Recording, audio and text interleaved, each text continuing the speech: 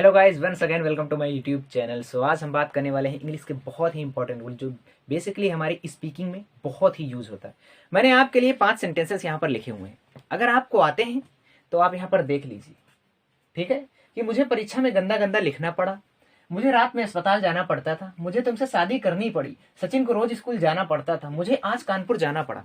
ये आप लोग जनरली भाषा में यूज करते हैं ना स्पीकिंग की।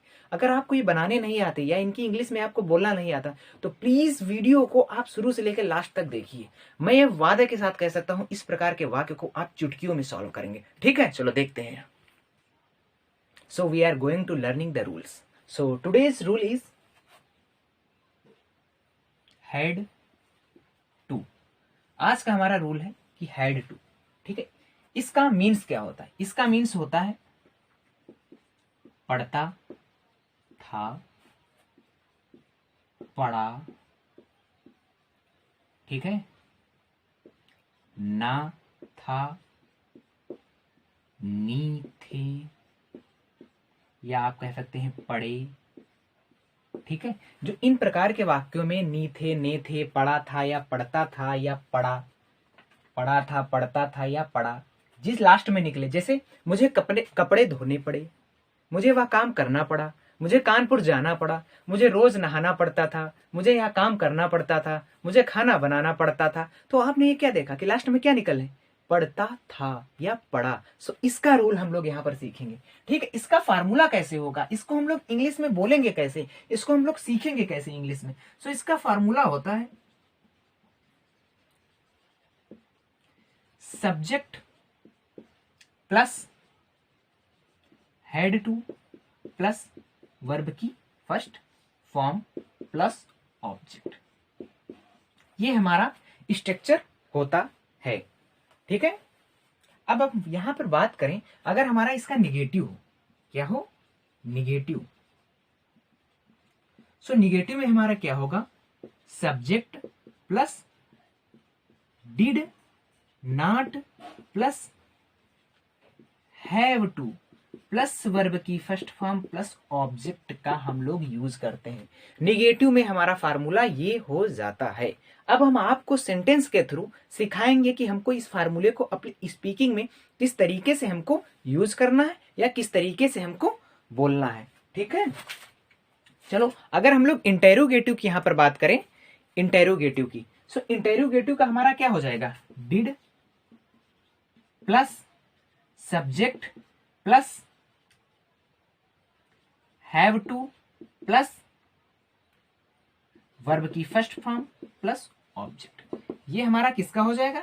ये हमारा इंटेरोगेटिव का हो जाएगा। इंटेरोगेटिव मतलब जो हमारे क्या वाले वाक्य आ जाते हैं ना, उसमें हम लोग ये फार्मूले का यूज करते हैं। ठीक है, उसके बाद अब हम लोग टॉपिक पे चलते हैं, सीखने चलते हैं कि किस तरीके हम लोग इसको अप्लाई करना तो सीख लें। अब जैसे मैंने कहा कि मुझे बाजार जाना पड़ा, मैंने क्या कहा?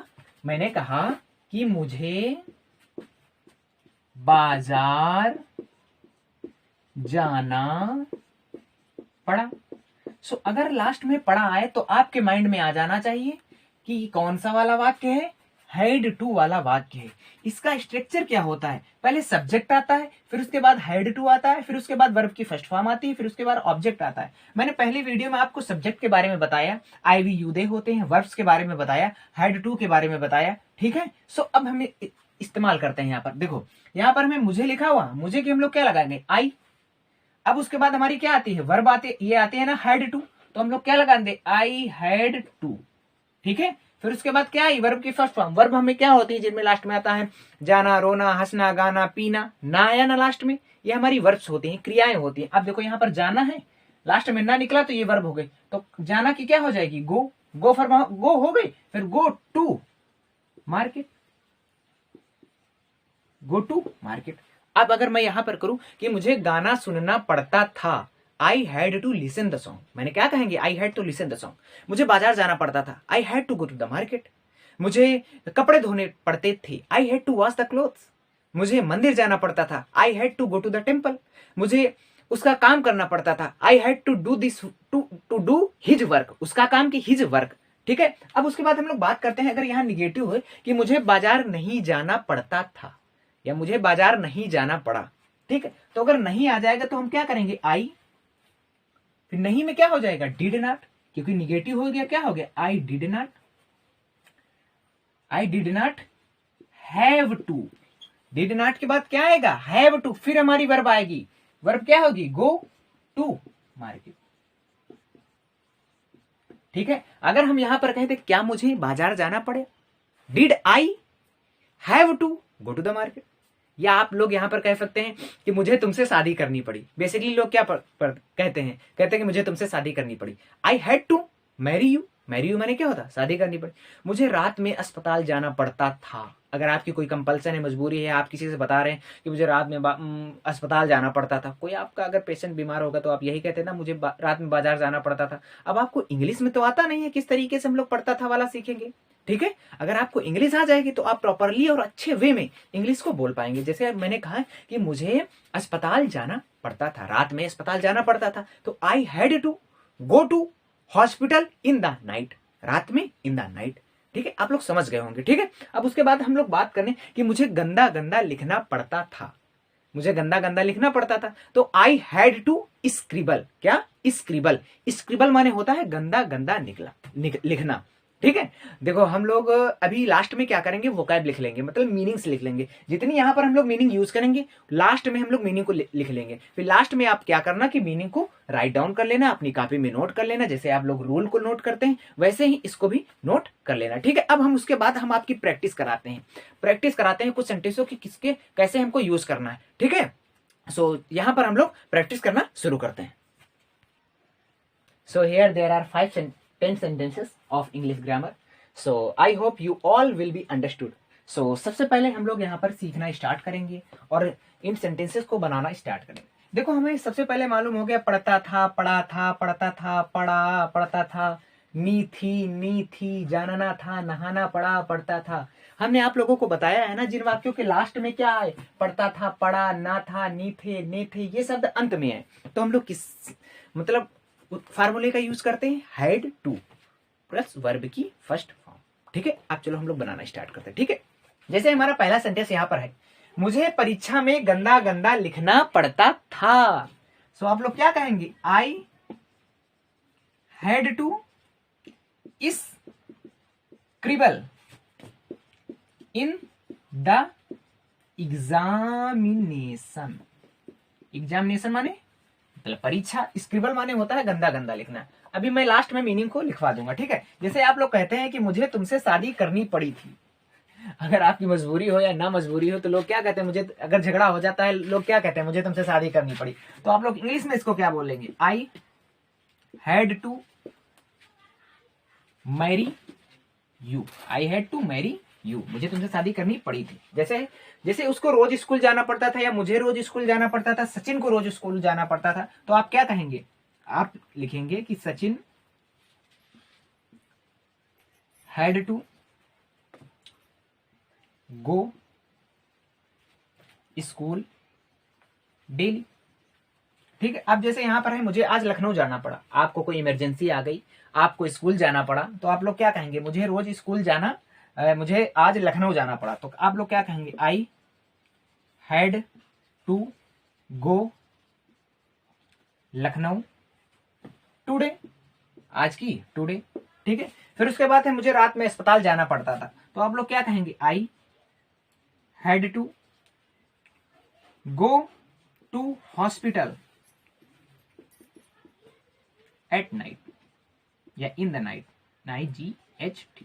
ठीक है, ये आप लोग सेंटेंस समझ गए हैं। ठीक है, उसके बाद हम लोग यहाँ पर बात करते हैं कि मुझे रोज ऑफिस जाना पड़ता था। बहुत से लोग कहते हैं यार मुझे रोज ऑफिस जाना पड़ता था, मुझे ये करना पड़ता था, तो पढ़ता था आया ना लास्ट में, तो आप लोग क्या कहेंगे, आई पढ़ता था है तो हैड टू, फिर उसके बाद go to office daily, go to office daily. ठीक है, फिर यहाँ पर है, मुझे इस ठंड में नहाना पड़ा, ठंड होती है तो नहीं लोग कहते हैं कि मुझे इस ठंड में नहाना पड़ा, तो आप लोग क्या कहेंगे, I had to bath in this cold, in this cold मतलब मुझे इस ठंड में नहाना पड़ा।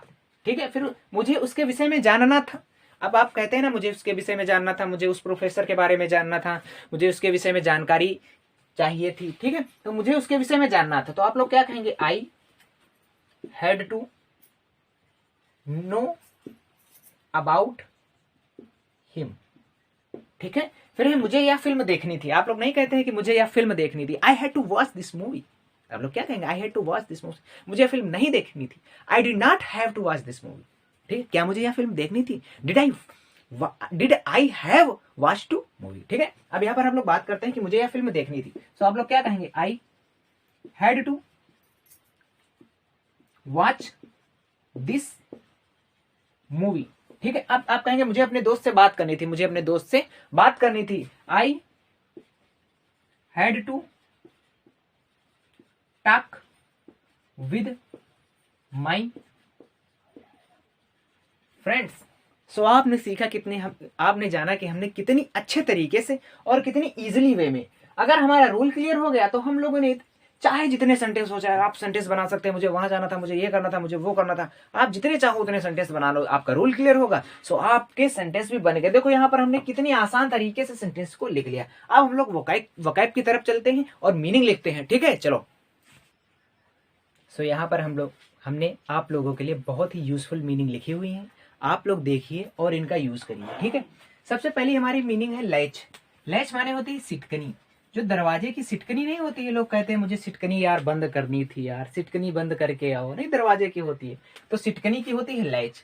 अनलैच माने होता है सिटकनी खोलना, सिटकनी खोलना, ठीक है। गेज माने होता है आपका टकटकी लगाकर देखना, नहीं लोग कहते हैं टकटकी लगाकर देख रहे हो बहुत, तो और ग्लिम्स माने होता है सरसरी निगाह, नहीं कुछ लोग सरसरी निगाह से पढ़ते हुए चले जाते हैं, उसको क्या कहते हैं, सरसरी निगाह। फंबल माने होता है टटोलना, आप जब कोई चीज ढूंढते हैं ना, या कहीं पानी में आपका हाथ हो तो आप लोग क्या कहते हैं, क्या टटोल रहे हो, कहते हैं ना लोग, तो वहां पर हम लोग किस मीनिंग का यूज करेंगे, फंबल का यूज करेंगे। जैसे कनिंग आइज, कनिंग आइज मतलब होता है टेढ़ी नजरें या कातिलाना नजरें, वो कहते हैं ना कि आपकी निगाहें बहुत टेढ़ी नजरें हैं, आपकी निगाहें बहुत कातिलाना है, नहीं लोग कहते हैं, तो वहां पर हम क्या यूज करेंगे, वहां पर हम यूज करेंगे cunning eyes, your eyes is very cunning eyes, ठीक है। बीट ब्लैक एंड ब्लू माने होता है बुरी तरह से पीटना, नहीं कहते हैं कि उसने बहुत बुरी तरह से पीटना पड़ा, उसे बहुत बुरी तरह से उसे पीटना पड़ा, या उसने उसे बहुत बुरी तरह से पीटा, ठीक है। तो बुरी तरह से पीटना की हमारी मीनिंग होती है बीट ब्लैक एंड ब्लू। उसके बाद हमारी है नॉकडाउन। नॉकडाउन का मीन्स होता है कि उठाकर पटकना, नॉकडाउन का मीन होता है उठाकर पटकना। एंड नॉक ओवर का मीन्स होता है गिराना, आप किसी चीज को गिरा देते हैं, जैसे टेबल पर आपकी बुक रखी हुई है या पानी का ग्लास है, आपने क्या किया, नॉक ओवर कर दिया, नॉक ओवर माने गिराना। फिर उसके बाद है सॉब, जब आप रोते हैं ना तो सिसकिया लेते हैं ना, तो वो सिसकिया होती है ना, सिसकिया या सिसकना, ये सोब होता है, सोब, SOB सोब। स्कैटर माने होता है बिखेरना, आपने कोई चीज बिखेर दी, चाय बिखेर दी, चावल बिखेर दिए, आटे बिखेर दिए, कुछ भी आप कह सकते हैं, किताबें बिखेर दी, ठीक है। फिर उसके बाद है जॉट डाउन। जॉट डाउन का मीन होता है जल्दी जल्दी लिखना, आप जल्दी जल्दी लिखना, तो jot down.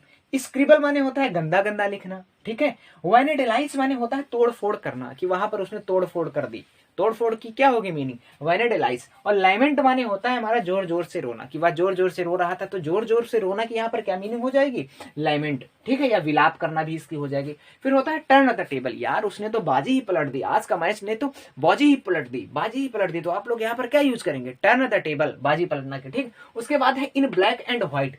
Black and white माने है लिखित में, आप कहते हैं ना मुझे लिखित में सबूत दो, नहीं तो हम नहीं एक्सेप्ट करेंगे, तो यहाँ पर लिखित की क्या हो जाएगी, इन ब्लैक एंड व्हाइट मतलब होता है लिखित में। अब होता है वर्जिएंट। वर्जिएंट माने होता है पत्थर की लकीर। वर्जिएंट माने क्या होता है, पत्थर की लकीर, यार उसका कहा हुआ तो बिल्कुल पत्थर की लकीर थी, ठीक है। फिर उसके बाद हमारी लास्ट मीनिंग है एडामेंट। एडामेंट माने होता है अड़ियल, नहीं कहते हैं कि वह बहुत अड़ियल है, अड़ियल किस्म का इंसान है, मतलब बहुत बेवकूफ किस्म का इंसान है, तो ये एडामेंट मतलब हर एक पर्टिकुलर शब्द की एक पर्टिकुलर मीनिंग होती है। तो यहाँ पर हम आपको पर्टिकुलर एक से छोटे सेंटेंस की मीनिंग हम आपको बताएंगे। अगर आपको किसी भी मीनिंग में डाउट होता है तो आप प्लीज कमेंट बॉक्स में कर दीजिए, और अगर वीडियो आपको अच्छी लगी हो तो please like share and subscribe जरूर करिएगा, ठीक है। धन्यवाद।